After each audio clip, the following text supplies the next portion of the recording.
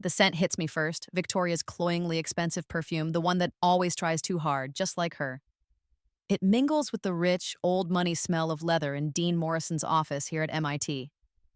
I'm 17, and the acceptance letter, a crisp, heavy rectangle of potential, slides across the polished mahogany desk towards me. My fingers, I notice with a strange detachment, are trembling as I reach for it. Behind me, I don't need to see them to know. Victoria, my stepmother, and Jake, my lab partner, their lab partner, really, are exchanging those damn knowing glances. The same scene, the exact same scene. It's like a movie I'm forced to watch again, one where I already know the horrific ending. Because this isn't just an acceptance, it's a prelude to my destruction, the one I lived through, died through, in another life. My mind, oh, this wonderfully, terribly clear mind, races. It's not just a feeling of deja vu, it's a crystal clear reel of memories. Their betrayal, the theft of my ion propulsion research, my revolutionary work, and the slow, agonizing drive to my suicide at 23. Victoria's manicured hand, cold despite the warmth of the office, squeezes my shoulder. "We're so proud of you, Naya, darling." Her voice is treacle, masking the poison. The touch, that fake maternal pride, it's a key, unlocking a torrent. The weight of academic disgrace, heavy and suffocating, presses down on me again as I remember my thesis, my life's work, buried under a pile of bureaucratic lies. Jake's smirk, so clear I could sketch it from memory as he stood on stages, accepting awards for my breakthroughs, his name echoing in halls that should have sung mine. The cold, dismissive silence from professors, men and women, who once looked at me with respect, their eyes now sliding away, convinced by the carefully constructed narrative of my incompetence. And the final moment. That's the memory that always tastes like ash and despair. Swallowing those pills, one by one, in the sterile emptiness of my dorm room. The silence broken only by the tinny sound of a news report praising Jake Martinez's latest innovation. I can still feel the metallic bitterness on my tongue, the fading thump of my own heart as it gave up. It stopped. I stopped. But I'm here, again.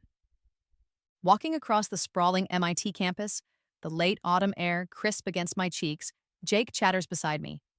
He's animated, talking about our future collaboration, his words like tiny, irritating gnats. But this time, I'm not the naive, trusting girl who saw a brilliant classmate. I see him. I really see him. I notice the way his eyes, quick and furtive, dart to my battered notebook, the one where I sketch out preliminary ideas. I register how Victoria, during our celebratory lunch earlier, asked such pointed, specific questions about my research timeline, her interest far too acute for a casual observer. I clock how they both lean in, almost imperceptibly. When I mention the complex calculations for the ion drive, their greed a palpable thing in the air between us. My genius, the one they exploited and tried to extinguish, it's still here. But now it's weaponized by the bitter tang of experience. My mind, a finely tuned instrument, begins cataloging their tells, their weaknesses, their predictable patterns of deceit. And as Jake rambles on about the papers we'll publish, the breakthroughs we'll achieve, I respond with carefully crafted innocence, my voice light, my expression one of hopeful anticipation. Let them think I'm still the same easy mark. Later, in the sterile anonymity of my new dorm room, the kind of place where my previous self unraveled, I open a brand new, secure laptop. Not the one I'll use for schoolwork, for show. This one is for the real work. My fingers fly across the keyboard, documenting everything. Encrypted files, layers of them, holding my actual research, the culmination of insights they thought they'd buried with me. I establish anonymous contacts, tentative feelers to engineers at NASA's Jet Propulsion Laboratory. Individuals I know from my past life will be receptive to truly groundbreaking work if presented correctly. Multiple backup plans, escape routes for my data, for my intellectual property. My gaze falls on a framed photo on the cheap university-issued desk. It's from last year, me, younger, softer, flanked by Jake and Victoria. All three of us are smiling, a perfect portrait of deception. I pick it up, my expression unreadable. Then, with a calm, deliberate motion, I tear it in half, the rip satisfyingly jagged. The pieces flutter into the small waste bin, a small, symbolic act. The past, in that form, is dead. That night, my phone buzzes. Victoria. Just checking in, sweetie. Making sure you're settling in okay. Her voice is honey sweet, but the undertone of probing is unmistakable. How's the big project coming along? Not too overwhelming, I hope. I lean back in my chair, a ghost of a smile playing on my lips. My fingers are still flying across the keyboard of my secure laptop, dancing through quantum physics equations, calculations that will, if I'm right, redefine space travel. It's challenging, Victoria, I say, my voice carefully modulated to sound a little tired, a little unsure. The math is pretty intense. Well, don't push yourself too hard, darling, she coos. You know, Jake is so brilliant with that sort of thing. I'm sure he'd be happy to help you with any complex calculations. He's always said you two make such a wonderful team. My smile widens. Oh, I know he would. That's a great idea, Victoria, I say, my tone perfectly sweet, perfectly guileless. I'll ask him. Maybe we can work on it together. Yes, let him help. Let them both think they're winning, guiding me, shaping my work for their eventual inevitable theft. I'm about to give them exactly what they want to steal. And this time, I'll make damn sure they destroy themselves in the process. The game, as they say, is on. And I know all the rules. I invented half of them in my last life, and I learned the other half the hard way. The first collaborative study session with Jake is a masterclass in feigned incompetence. I sit across from him in the bustling campus library, the air thick with the smell of old books and new ambitions. I deliberately make small, almost plausible errors in my initial calculations, frowning in frustration at concepts I mastered years ago, in a life he can't even imagine. Ugh, Jake, I just don't get this tensor calculus bit. It's so dense. His condescending smile is instantaneous.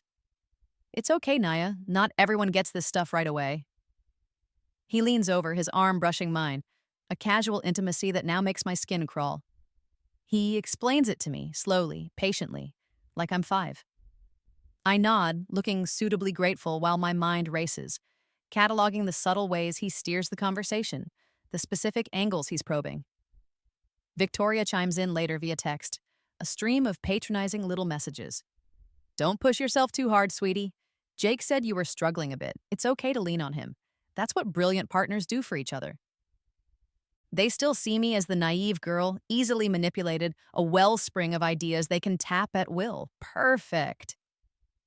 My real breakthrough equations, the elegant, revolutionary core of my ion drive, remain safely encrypted on a separate drive, miles away from their prying eyes and greedy hands. A week later, we're at a family dinner at Victoria's overly ostentatious condo. She sighs dramatically, swirling her wine. This consulting firm is just bleeding me dry. The overheads, you know. Her eyes flick to me. It's such a comfort to know that when our project takes off, Naya, you'll remember your family.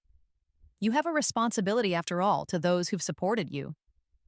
Jake, meanwhile, puffs up like a peacock, bragging about his burgeoning connections to aerospace companies, contacts Victoria has undoubtedly curated for him. My senior thesis is going to change everything, he declares, oblivious to the irony. Lockheed, Boeing, they're all going to be knocking on my door. I watch them, these two predators, salivating over a future built on my stolen genius. Victoria's designer clothes, I note, can't quite hide the desperate edge in her eyes, the subtle tremor in her hand as she reaches for more wine. And Jake's manufactured confidence, his booming pronouncements. They're a flimsy mask over a core of intellectual mediocrity I now see with blinding clarity. He's a parrot, capable of repeating complex phrases, but not of true, original thought. The echo of past betrayal reverberates a few weeks into the semester when Professor Chen, head of the aerospace department, begins assigning thesis advisors. I remember him. He was so encouraging in my first life before he wasn't. Before he so readily accepted Jake's version of events. This time, Jake is smoother, more practiced. He works the system, schmoozes, pulls whatever strings Victoria has provided.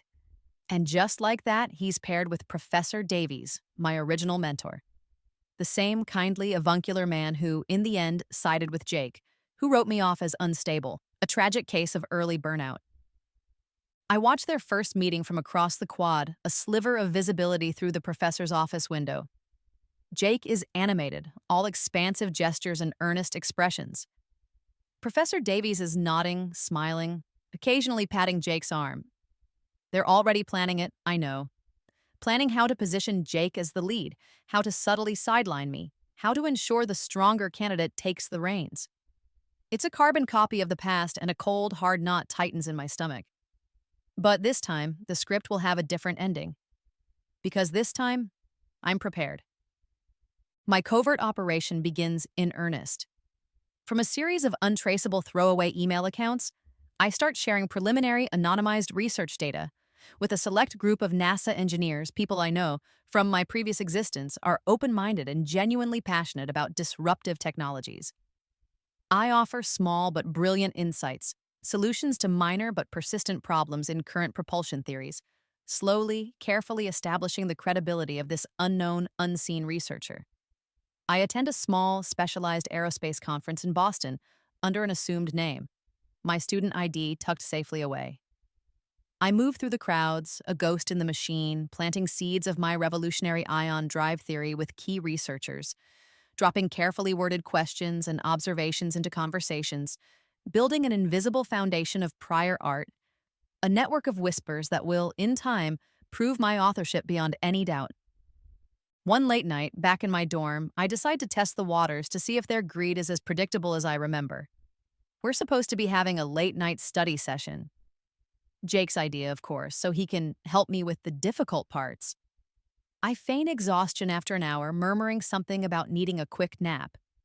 I leave my primary notebook, the one with the decoy equations, but also a few pages of genuinely groundbreaking, if slightly obscured, preliminary work, open on the desk. I arrange myself on my narrow dorm bed, facing away from the desk, and feign deep sleep, my breathing even and slow. Through slitted eyes, I watch. The room is dimly lit by the glow of our laptop screens. 10 minutes pass, then 15. Finally, I see Jake's shadow lengthen. He glances at me, then quickly, almost guiltily, back at the notebook. He leans over it, his movements furtive. I see the faint, distinct flash of his phone's camera, once, twice, 3 times. His hands, I note with a chilling sense of vindication, are shaking. Not with fear, but with excitement, with greed. The next morning, I discover that my notebook feels off. Jake, I say, rubbing my eyes, feigning confusion. Did you look at my notebook last night after I fell asleep? Some of my equations seem smudged, or maybe I was just really tired when I wrote them. His expression is a masterpiece of concerned innocence. What? No, of course not, Naya. I was working on my own stuff. Why would I look at your notes without asking? He even manages a little frown of disapproval. That's not cool. The smooth lies, the practiced concern. It's all so familiar. He's following the exact same playbook that destroyed me before. He doesn't know, he can't possibly know, that this time, I'm not just the author of the work he's stealing. I'm the author of his downfall, and every move he makes, every lie he tells, just writes another line in that tragic, satisfying script.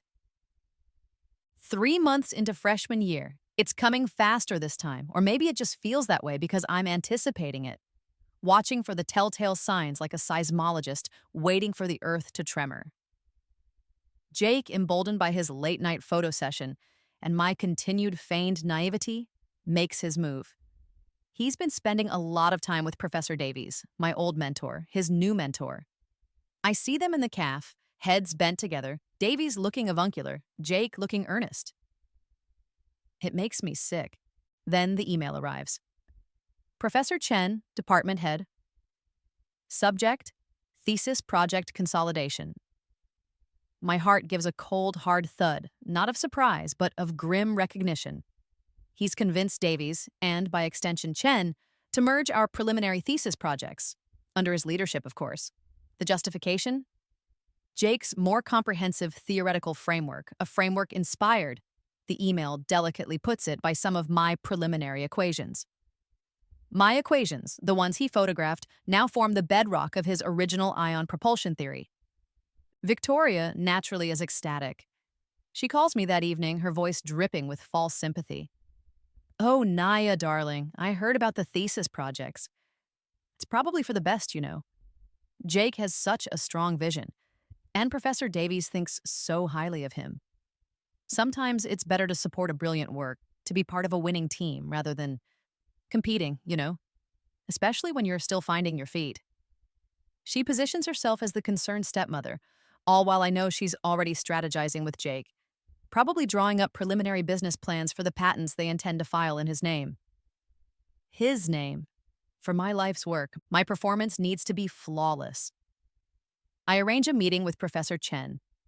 I arrive with red-rimmed eyes, a trick learned from a particularly dramatic stage play in my past life.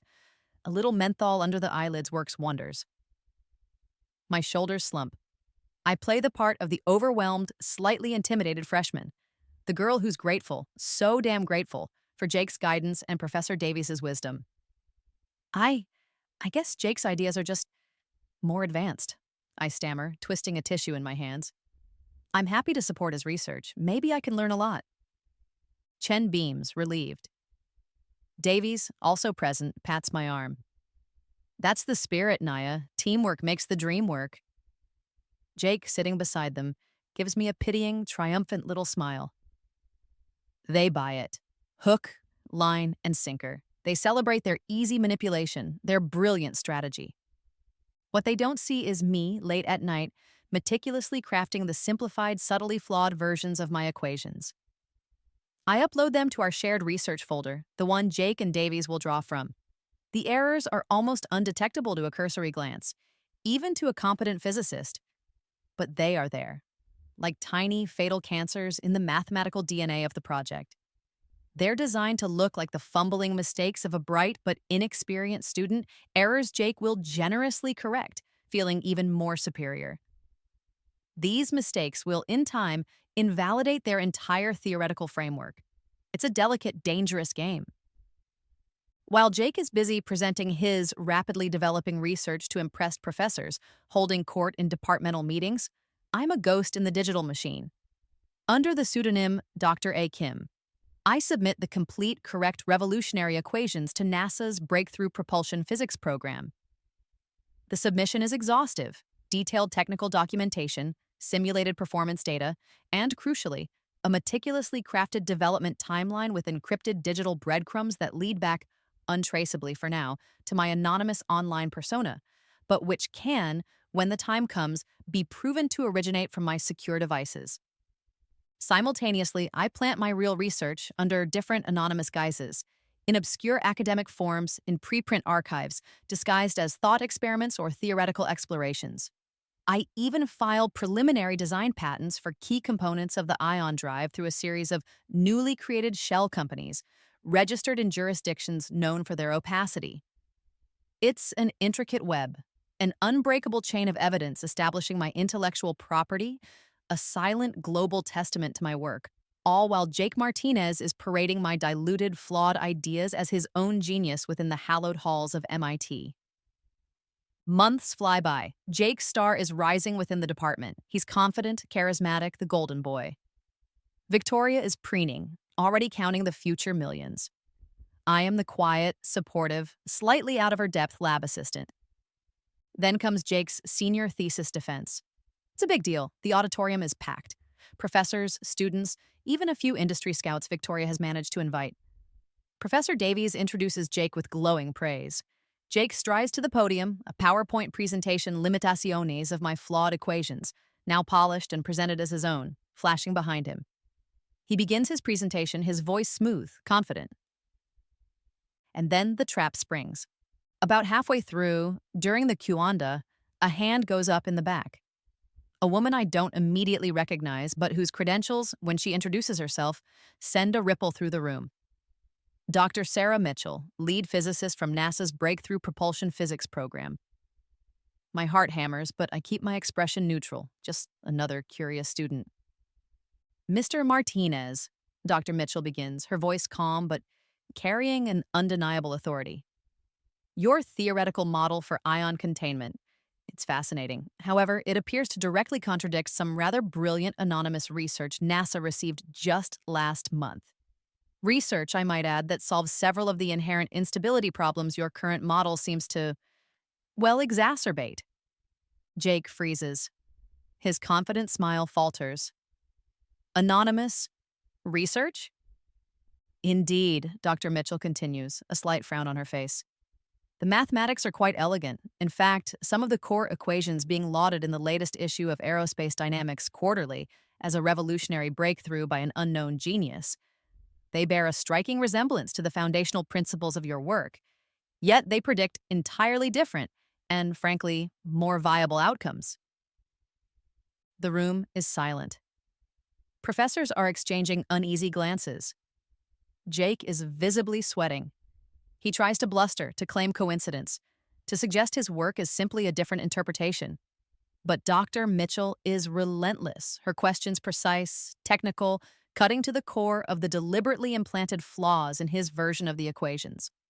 Flaws he, in his arrogance, never truly understood. The fallout is immediate and brutal. Jake's academic reputation crumbles before my eyes. Professors, realizing he can't adequately explain the fundamental mathematics of his own research, begin to murmur. Victoria, sitting in the front row, her face a mask of proud maternal support just moments before, turns a ghastly shade of ashen gray. Her consulting firm, already on shaky ground, will not survive the whispers, then shouts, of plagiarism and academic fraud that will inevitably link back to her protégé. I watch from the back of the auditorium, my expression carefully neutral.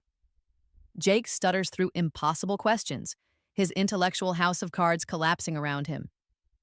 Victoria stares straight ahead, her carefully constructed world imploding.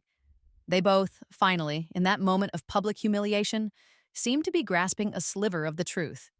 They've been outmaneuvered by the quiet, unassuming girl they thought was so weak, so easy to break. First blood, and it tastes, I have to admit, remarkably sweet. Victoria doesn't take the humiliation well, of course she doesn't. The day after Jake's disastrous thesis defense, she's on the offensive.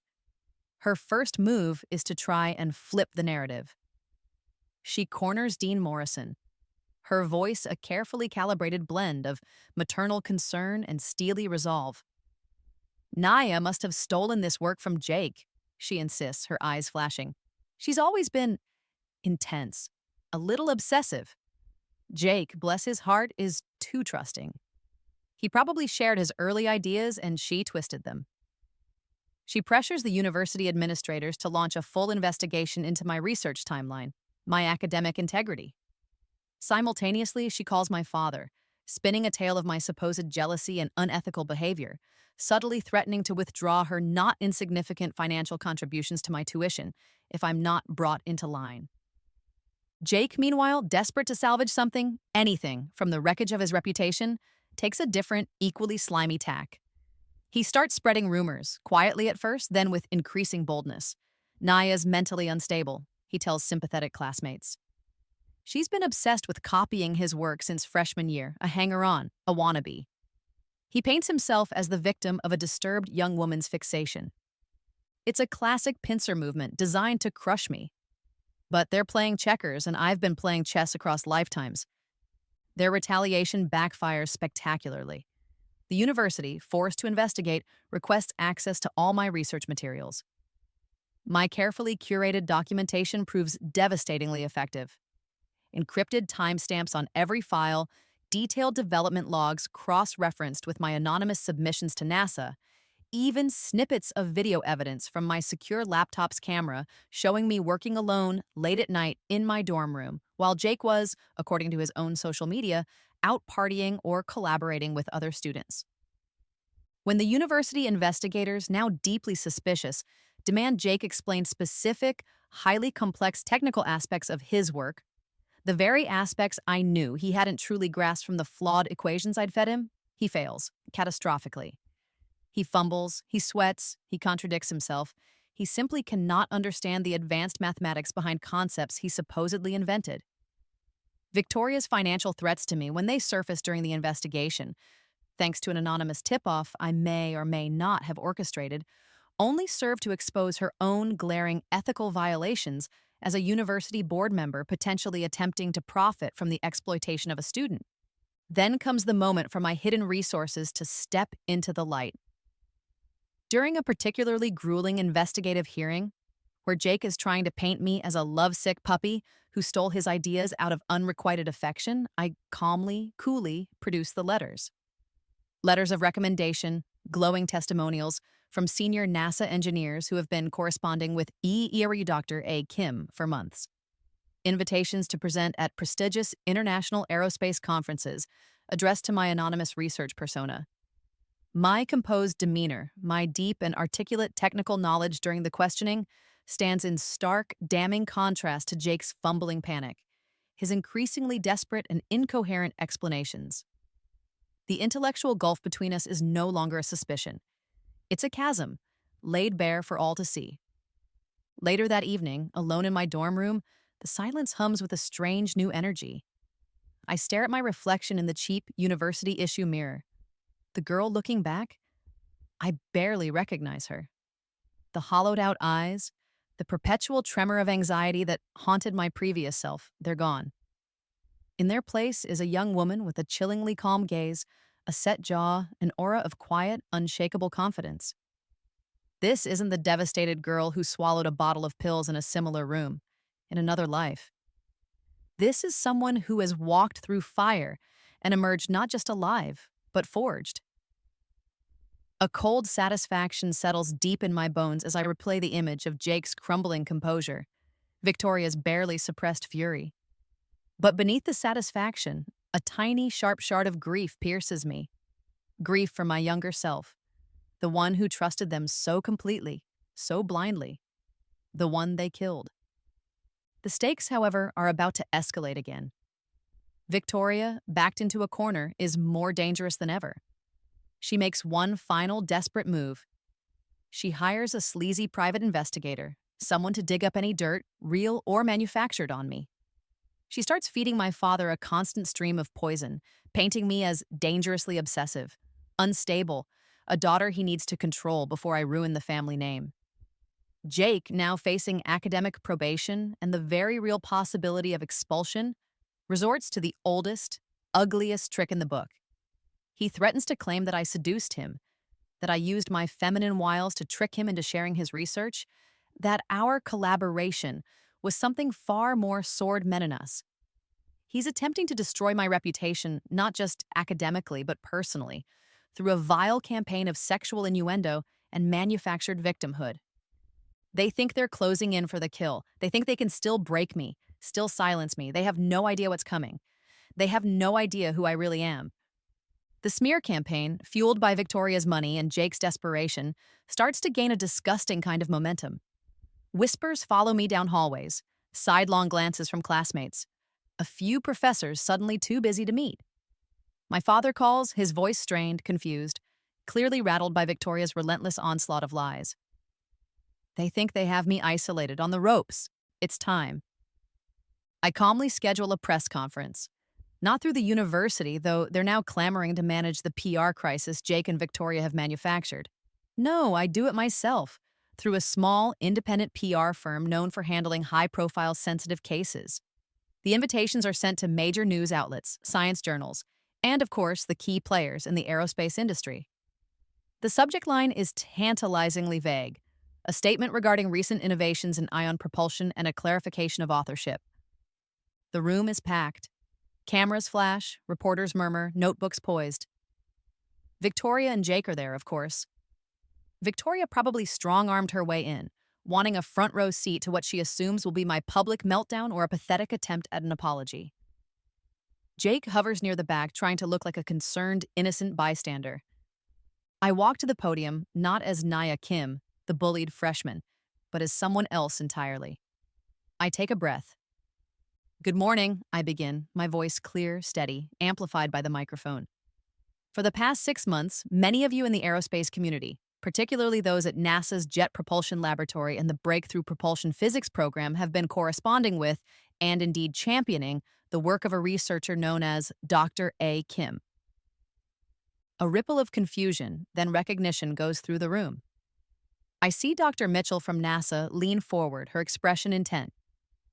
Dr. A. Kim's work on a novel ion containment system and advanced thrust vectoring has been described as revolutionary, I continue, my eyes sweeping the room, briefly meeting Victoria's, then Jake's.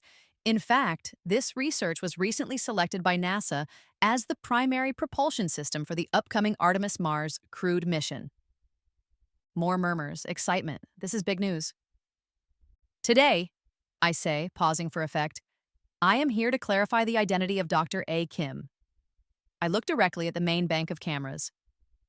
Dr. A. Kim is me. My name is Naya Kim, and I am the sole inventor and developer of this technology. The silence that follows is absolute, a stunned collective intake of breath. Then, chaos. Flashes erupt. Reporters shout questions. Victoria's face is a mask of disbelief, her mouth literally agape. Jake looks like he's been poleaxed. The revelation reframes everything, every interaction, every sidelong glance, every whispered comment for the past year. Those confused looks from professors when I tried to discuss my advanced concepts. They weren't confusion at my supposed incompetence. They were looks of impressed recognition, because they were already familiar with Dr. A. Kim's groundbreaking papers. Those invitations to aerospace conferences that Jake and Victoria intercepted and dismissed as spam or too advanced for me? They were genuine invitations, validations of my genius from the highest levels of the field. Every email from NASA praising such Dr. A. Kim's elegant solutions and revolutionary insights, they were written about me, the 17-year-old freshman girl they had dismissed as weak, pliable, and ultimately disposable. The media explodes. The story is irresistible.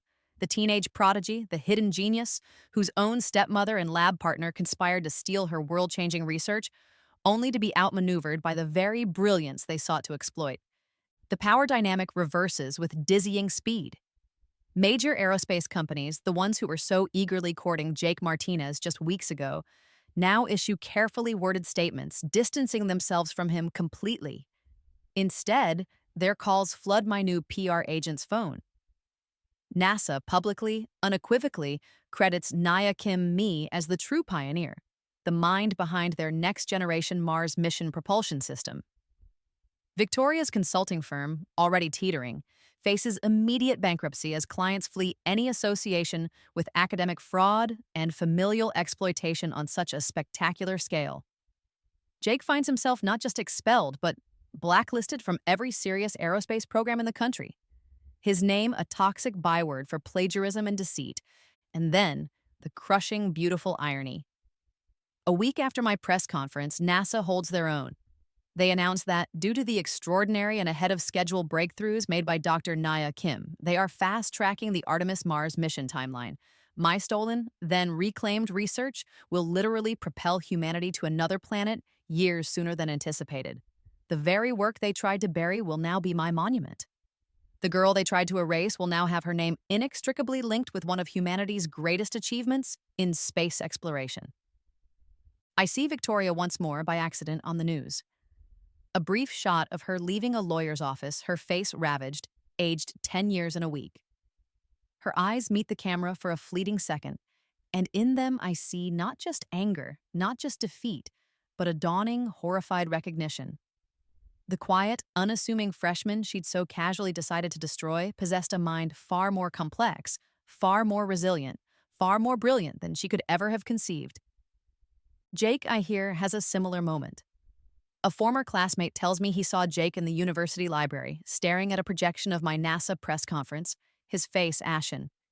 He apparently just kept whispering, "But she was just a kid, how?" Their stunned, bewildered faces as they finally, truly grasp the sheer magnitude of both their loss and my victory. That is the catharsis. That is the quiet, precise justice I died without experiencing in my first life, and it is, in its own way, perfect. The reckoning, when it comes, is almost anticlimactic.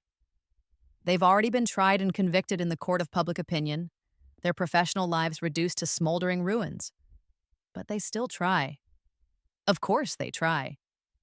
Victoria corners me in the sterile, oversized kitchen of our family home, a place I rarely visit anymore. It's late, and I'm only there to pick up some old research notes I'd inexplicably left behind. She appears suddenly, a wraith in expensive silk pajamas, her usually immaculate makeup smudged, her eyes wild. Tears, real or manufactured, stream down her face. "Naya," she chokes out, her voice raw.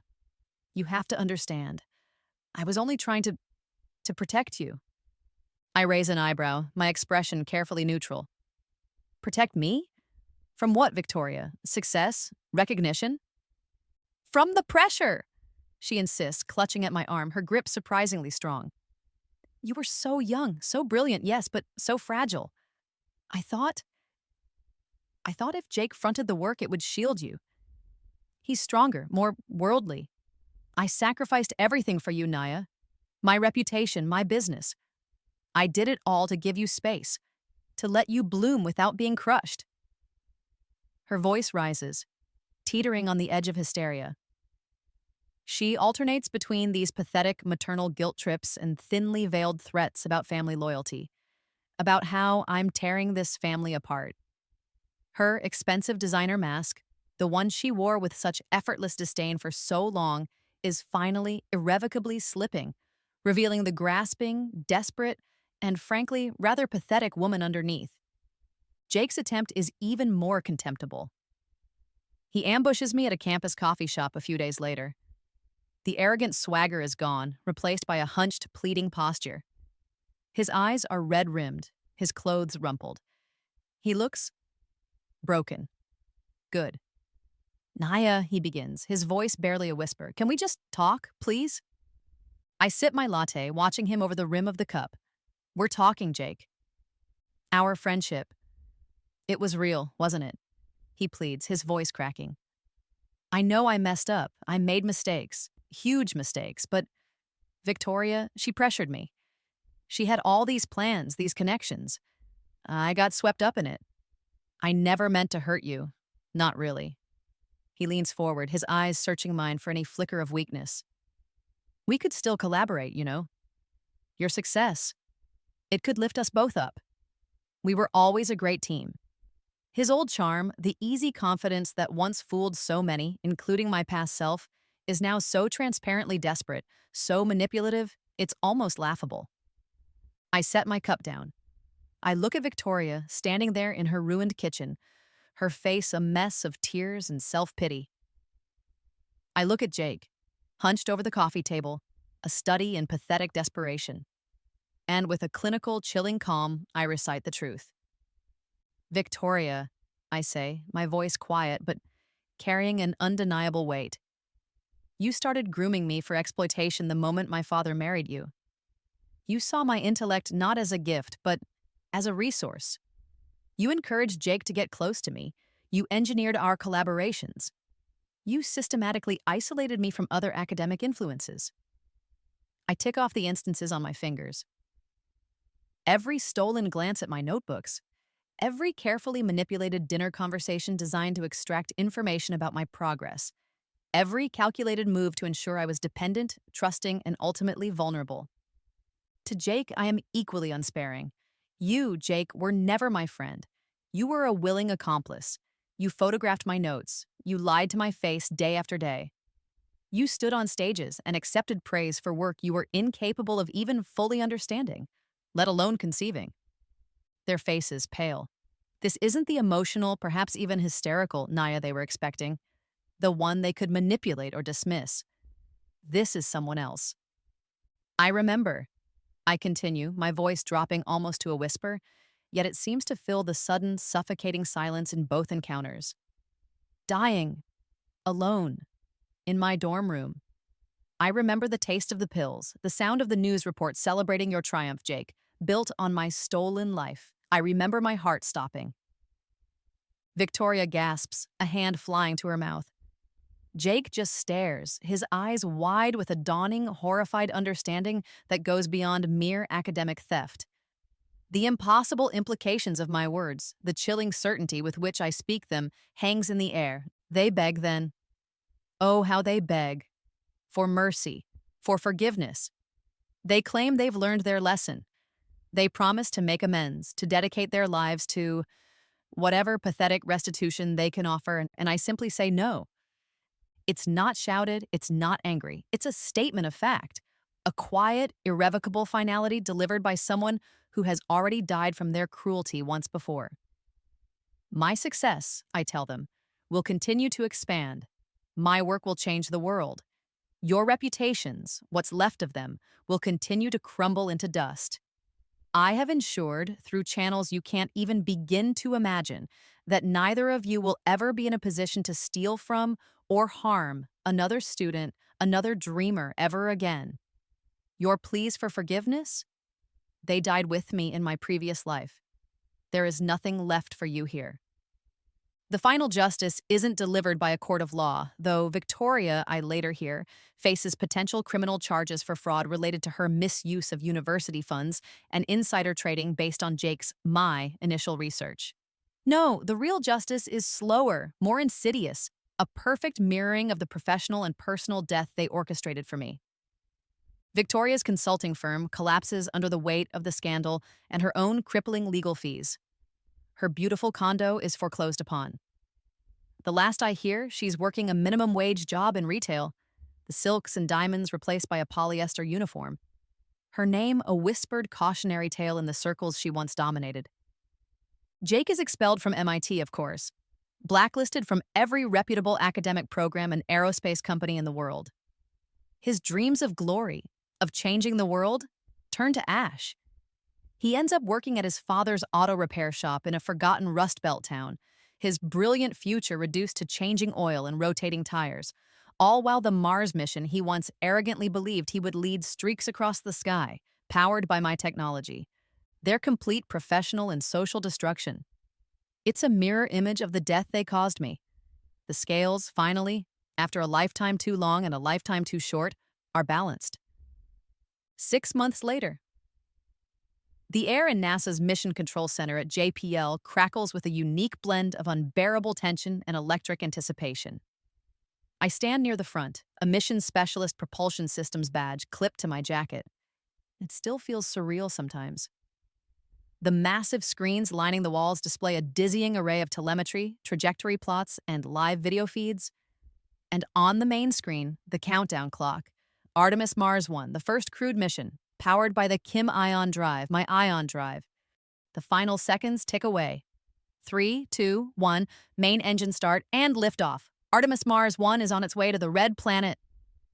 The room erupts. Cheers, applause, people hugging, some openly weeping. I just watch, a slow smile spreading across my face, as the live feed shows the massive rocket ascending, a pillar of fire and smoke against the Florida sky. My revolutionary technology, the equations I bled for, died for, and was reborn to reclaim, is performing flawlessly. Every telemetry indicator for the propulsion system is green. Perfect.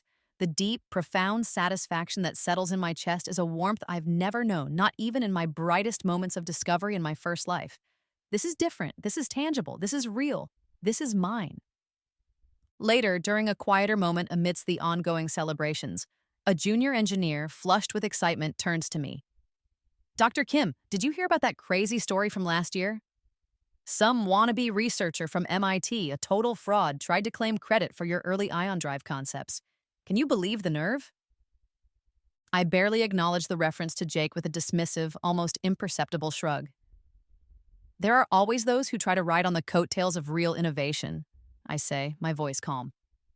He is less than a footnote now, a forgotten speck of dust in the rearview mirror of my life.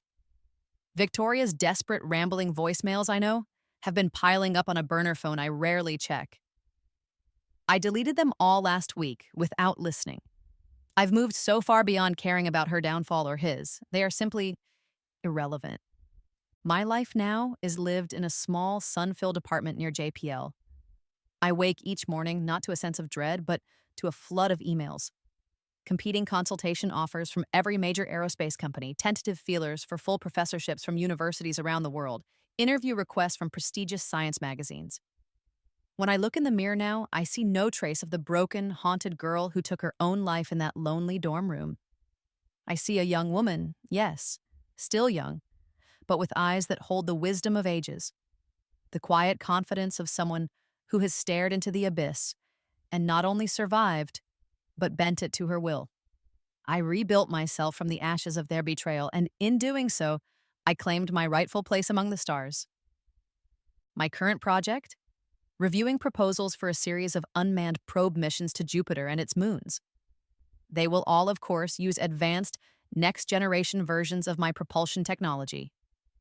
My second life, I realize with a sudden, profound clarity, has become everything my first life was meant to be before it was so cruelly, casually stolen from me. The girl who once died forgotten, discredited, a tragic footnote in someone else's fabricated success story, will now have her name etched in the annals of human space exploration for centuries to come. Tonight, I stand on my small apartment balcony.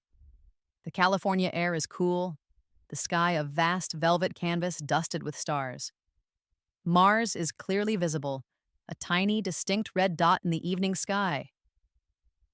I know, with an absolute certainty that thrills me to my core, that my technology, my thoughts, are at this very moment carrying human beings towards it, bridging the vast gulf of space. A whisper escapes my lips, carried away on the gentle breeze. Thank you. It's for my past self, the Naya who endured the betrayal, the despair, the final, lonely act that in some cosmic, inexplicable way made this rebirth, this reclamation, this triumph possible. I am finally completely at peace with both lives, with all that was lost and all that has been gained. And as I look up at that distant red speck, I feel not an ending, but a beginning. Humanity is reaching for the stars, and I, Naya Kim, am ready to help push us even further into the cosmos.